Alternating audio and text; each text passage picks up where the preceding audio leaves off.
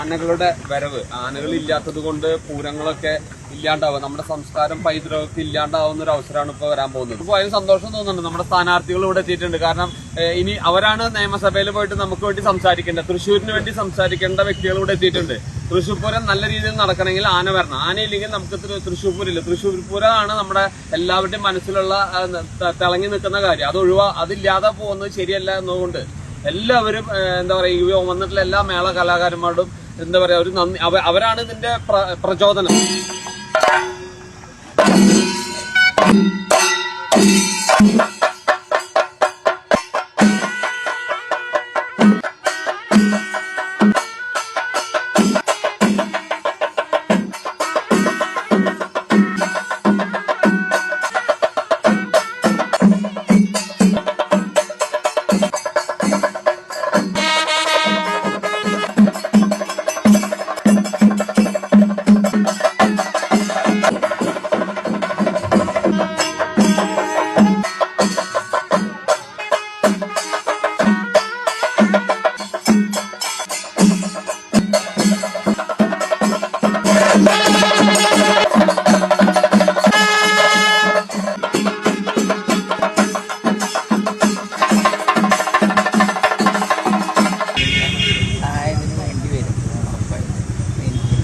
പോയി പറയാൻ പറ്റും.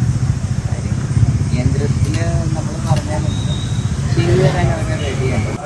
മേളക്കാർ മാത്രമല്ല, ആന ഇല്ലാണ്ടായ അത് പല രീതിയിൽ നമുക്ക് പുരിക്കച്ചവടക്കാർ, ബലൂൺ കച്ചവടക്കാർ, പിന്നെ വെടിക്കെട്ടുകാർ, അന്നദാനം നടത്തുന്നവർ, എല്ലാവർക്കും ഇതൊരു ബുദ്ധിമുട്ടാണ്. ഞങ്ങൾ ക്ഷേത്രവാദികലാ ക്ഷേമസഭ എന്ന് പറഞ്ഞ കലാകാരന്മാരുടെ സംഘടനയാണ്. അതിലുള്ള ആൾക്കാരാണ് ഇതിൽ മേളം അവതരിപ്പിച്ചിരിക്കുന്നത്. അപ്പോൾ ഞങ്ങളുടെ ഒരു വിഷമമാണ് ഞങ്ങൾ നിങ്ങളുടെ മുന്നിൽ, അതായത് ജനപ്രതിനിധികളാവാൻ പോകുന്ന ആൾക്കാർക്ക് മുന്നിൽ വയ്ക്കുന്നത്. ആര് ജയിച്ചു പോയാലും ആരാണെങ്കിലും ഞങ്ങൾക്ക് വേണ്ടി അസംബ്ലിയിൽ സംസാരിക്കാൻ ഒരു വേദി ഇവർക്ക് ഉണ്ടാകണം.